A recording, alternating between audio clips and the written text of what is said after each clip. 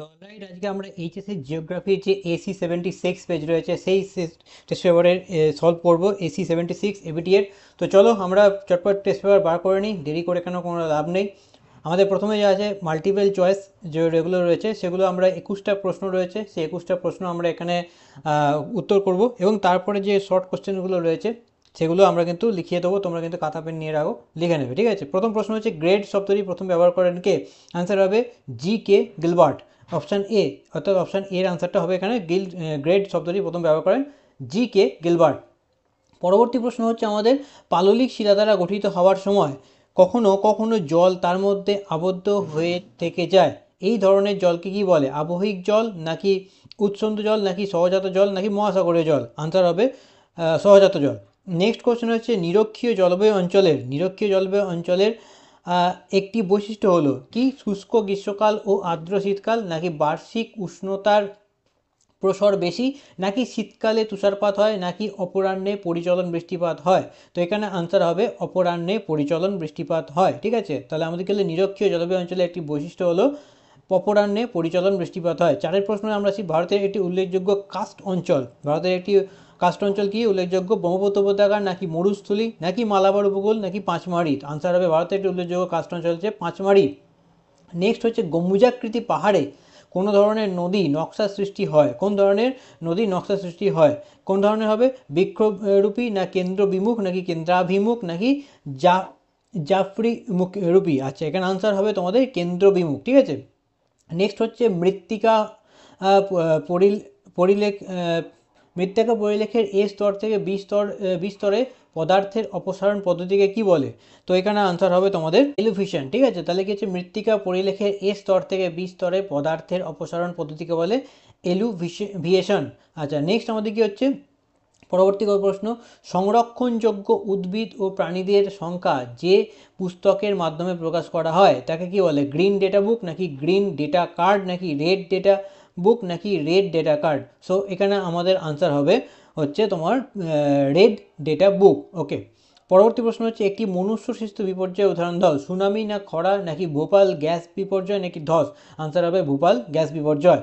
আচ্ছা, উদ্ভিদের জন্য প্রয়োজনীয় প্রধান প্রাথমিক পোষকের উদাহরণ কি? লৌহ, ম্যাগনেসিয়াম, নাকি তামা, নাকি নাইট্রোজেন? তো এখানে আনসার হবে তোমার হচ্ছে এখানে আনসার হবে নাইট্রোজেন, ঠিক আছে। আচ্ছা, ক্যারিবিয়ান সাগরে ক্রান্তীয় ঘূর্ণাবর্ত নামে পরিচিত কি? তা হচ্ছে কি টাইফুন, নাকি টর্নেডো, নাকি হ্যারিকেন, নাকি তোমার হচ্ছে উইলি? তো অ্যান্সার হবে এখানে হ্যারিকেন।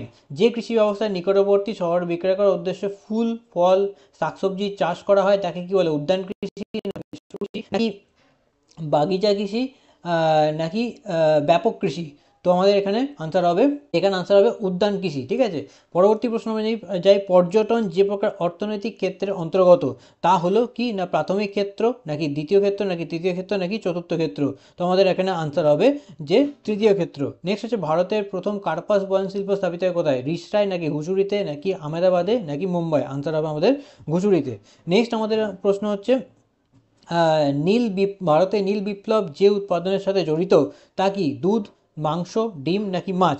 এটা কিসের সঙ্গে জড়িত? মাছ, ঠিক আছে। ভারতের বয়োলিঙ্গ অনুপাত নির্ণয়ের সূত্রটা কি? সো এখানে এটা হবে বিয়েটা মোট নারীর সংখ্যা ডিভাইডেড বাই মোট পুরুষের সংখ্যা ইন্টু 1000। আচ্ছা, নেক্সট হচ্ছে সোনালী পোশাকের কর্মীরা যে কাজের সঙ্গে নিযুক্ত হয়, ঠিক আছে, নিযুক্ত হয় তা হলো কৃষিকাজ, না শিল্পকর্ম, নাকি পরিবহন, নাকি পরামর্শ? তো এখানে আনসার আমাদের পরামর্শ, ঠিক আছে। পরবর্তী কোনো শহরের মোট জনসংখ্যা 10 লক্ষের বেশি হলে তাকে পৌরপুঞ্জ বলে, নাকি মেগা সিটি বলে, নাকি মহানগর বলে, নাকি মহানগরপুঞ্জ বলে? তো এখানে আনসার হবে আমাদের আনসার হবে মহানগর। পরবর্তী প্রশ্ন হচ্ছে ভারতের প্রথম নিউজ প্রিন্ট কারখানা স্থাপিত হয় কোথায়? ত্রিবেণী, নাকি নেপানগরে, নাকি শ্রীরামপুরে, নাকি আহমেদাবাদে? আনসার হবে তোমাদের নেপানগরে। পরবর্তী ওজোন স্তর ধ্বংসের জন্য যে গ্যাসটি প্রধানত দায়ী তা হলে কার্বন ডাইঅক্সাইড, না মিথেন, না সালফার ডাইঅক্সাইড, নাকি ক্লোরোফ্লোরোকার্বন? আনসার হবে ক্লোরোফ্লোরোকার্বন। নেক্সট 20টাতে আমরা যাব ছত্তিশগড়ের প্রধান লৌহ আকরিক উৎপাদন অঞ্চল, এটা কি হবে? আনসার হবে দিল্লি রাজহারা, ঠিক আছে। আচ্ছা, পরবর্তী সুয়েজ খাল সংযুক্ত করেছে কাকে? এখানে আমাদের আনসার হবে ভূমধ্যসাগর ও লোহিত সাগরকে, ঠিক আছে। আমাদের 21টা এমসিকিউ ছিল, সেই 21টা এমসিকিউ হয়ে গেল। এবার পরবর্তী আমাদের 14খানা যে আমাদের শর্ট কোশ্চেন আছে সেই শর্ট কোশ্চেনগুলো আমরা এখানে আনসার করবো, ঠিক আছে। তো এখানে কিছু সংজ্ঞা রয়েছে, তো সংজ্ঞাগুলো তোমরা লিখে নিতে পারবে। আমাদের প্রথম প্রশ্ন হচ্ছে অন্ধ উপত্যকা কাকে বলে। অন্ধ উপত্যকা বলে লেখো যে কার্স্ট অঞ্চলের নদী শৃঙ্খলের মধ্যে প্রবেশ করলে নদী উপত্যকা শৃঙ্খল পর্যন্ত বিস্তৃত হয় এবং হঠাৎ শেষ হয়ে যায়, এই উপত্যকাকে অন্ধ উপত্যকা বলে। তাহলে কার্স্ট অঞ্চলের নদী সিঙ্ক হোলের মধ্যে প্রবেশ করলে নদী উপত্যকা শৃঙ্খল পর্যন্ত বিস্তৃত হয়ে সেখানে হঠাৎ করে শেষ হয়ে যায়, তাকে অন্ধ উপত্যকা বলে। আমাদের পরবর্তী প্রশ্ন, অথবা সমুদ্র তটের কোন অংশে পশ্চাৎ তটভূমি নামে, কোন অংশ পশ্চাৎ তটভূমি নামে পরিচিত। সমুদ্র তটের কোন অংশ পশ্চাৎ তটভূমি নামে পরিচিত। সমুদ্র, তাহলে কি হচ্ছে না, সমুদ্র তটের সম্মুখ তটভূমি ঊর্ধ্বসীমা থেকে ভৃগুর পাদদেশ পর্যন্ত, ঠিক আছে। আমাদের পরবর্তী প্রশ্ন হচ্ছে পূর্ববর্তী নদীর সংজ্ঞা দাও। এটা আগের টেস্ট পেপারেও ছিল, আগের যে পেজ আমরা করেছি, তবু আমি বলে দিচ্ছি লিখে নাও। ভূমির উত্থানের সঙ্গে সামঞ্জস্য রাখে যে সমস্ত নদী তার আগেকার প্রবাহ পথ বজায় রাখে তাকে পূর্ববর্তী নদী বলে। পরবর্তী, পেডিমেন্ট কিভাবে গঠিত হয়। আচ্ছা, পেডিমেন্ট কীভাবে, একটি বায়ু ও জলধারার মিলিত কার্যের ফলে পেডিমেন্ট গঠিত হয়। পরবর্তী অর্থ হচ্ছে গতিময় পুনর্যৌবন লাভ বলতে কি বোঝায়। আচ্ছা, পরবর্তী প্রশ্ন হচ্ছে পেডিমেন্ট কীভাবে গঠিত হয়। পেডিমেন্ট কীভাবে গঠিত হয় না, মরু অঞ্চলে পর্বতের পাদদেশে নুড়ি, কাঁকড়, বালি প্রভৃতি সঞ্চিত হয়ে ঢালু প্রস্তরময় ভূমিরূপ সৃষ্টি হয়। এইভাবে কিন্তু কী হচ্ছে না, পেডিমেন্ট গঠিত হচ্ছে। তাহলে মরু অঞ্চলে পর্বতের পাদদেশে নুড়ি, কাঁকড়, বালি প্রভৃতি সঞ্চিত হয়ে এই সমস্ত প্রস্তরময় পেডিমেন্ট গঠিত হয়। নেক্সট হচ্ছে আমাদের গতিময় পুনর্যৌবন লাভ বলতে কি বোঝায়। আচ্ছা, গতিময় পুনর্যৌবন লাভ দেখো, ভূমির উত্থানের ফলে নদীর নিম্নক্ষয় করার ক্ষমতা বৃদ্ধি পেলে তাকে গতিময় পুনর্যৌবন লাভ বলে। নেক্সট আমাদের পরবর্তী প্রশ্ন, হিউমিফিকেশন কাকে বলে। হিউমিফিকেশন লেখো, উদ্ভিদ ও প্রাণী জাতীয় পদার্থের জীবাণু দ্বারা বিয়োজিত হয়ে মাটিতে হিউমাস সৃষ্টির প্রক্রিয়াকে হিউমিফিকেশন বলে।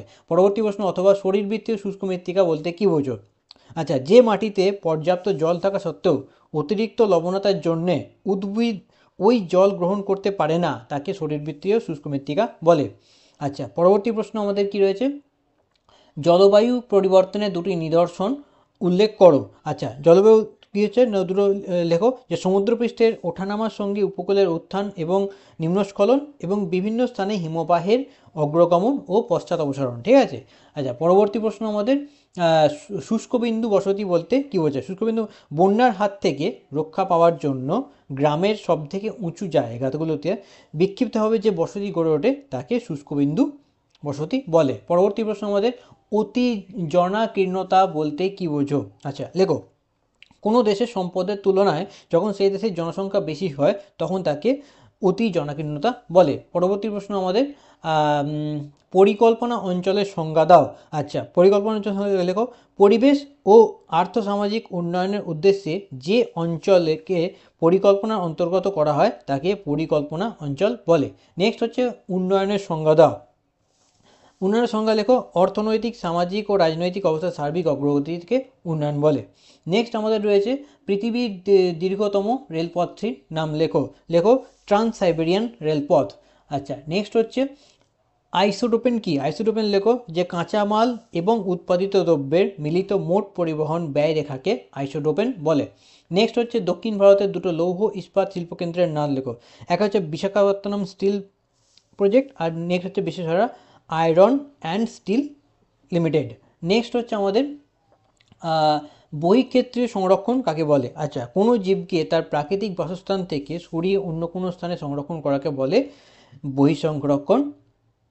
বহিঃক্ষেত্রীয় সংরক্ষণ। আচ্ছা, নেক্সট হচ্ছে অন্তর্ধৃত সীমানার সংজ্ঞা। আচ্ছা, অন্তর্ধৃত সীমানা লেখো, নাতিশীতোষ্ণ ঘূর্ণাবর্তের পঞ্চম পর্যায়ে শীতল সীমান্ত এবং উষ্ণ সীমান্ত পরস্পরের সঙ্গে মিলিত হয়ে যে সীমান্ত পরিণত হয় তাকে অন্তর্ধৃত সীমান্ত বলে। নেক্সট আমরা যাব কি, এল নিনো। আচ্ছা, বলতে কি বোঝায়। আচ্ছা, এল নিনো কী হচ্ছে না, এল নিনো এর উদাহরণ, এল নিনো হচ্ছে একটা স্প্যানীয় শব্দ, ঠিক আছে। এর অর্থ হচ্ছে দুরন্ত বালক। প্রশান্ত মহাসাগরের পেরু ও ইকুয়েডর উপকূলে প্রতি 2 থেকে 7 বছর অন্তর যে উষ্ণ সমুদ্রস্রোত প্রবাহিত হয় তাকে এল নিনো বলে, ঠিক আছে। নেক্সট আমাদের পরবর্তী প্রশ্ন, 2013 সালে সিকিমের বন্যার কারণ কি। ভারী বৃষ্টিপাতের কারণে সিকিমের যে লোনাক হ্রদ ছিল সেটা ভেঙে যায়, সেই কারণে হঠাৎ করে সেখানে বন্যা দেখা যায়। ব্যাপক কৃষি বলতে কী বোঝে, এটা আমরা আগের টেস্ট পেপারেও পেয়েছি। আচ্ছা লেখো, যে কৃষিতে জমির পরিমাণ বেশি কিন্তু জমি পিছু কৃষকের সংখ্যা কম তাকে ব্যাপক কৃষি বলে। এবং তারপরে আমাদের লাস্ট হচ্ছে কি, শস্য সমন্বয়ের সংজ্ঞা দাও। শস্য সমন্বয়ের সংজ্ঞা, কোনো কৃষি অঞ্চলে নির্দিষ্ট জমিতে একসঙ্গে অনেকগুলো ফসল উৎপাদিত হওয়াকে শস্য সমন্বয় বলে। এবং লাস্ট হচ্ছে ওপিইসি এর প্রধান কার্যালয় কোথায়? এটা হবে অস্ট্রেলিয়ার ভিয়েনাতে। তো ব্যাস, আমাদের এসি 76 জিওগ্রাফি এইচএস এখানে কমপ্লিট হলো। পরবর্তী পেপার নিয়ে আমরা খুব তাড়াতাড়ি আসছি। তো আজকের পর্যন্ত ভিডিওতে এই পর্যন্তই, দেখা হচ্ছে আবার একটা নতুন ভিডিওতে। ততক্ষণ ভালো থেকো, আর অবশ্যই ভিডিও ভালো লাগলে কী করতে হবে, ভিডিওটাকে লাইক করো, চ্যানেলটাকে সাবস্ক্রাইব করো। দেখা হচ্ছে আবার একটা নতুন ভিডিওতে। টাটা, ভালো থাকবে।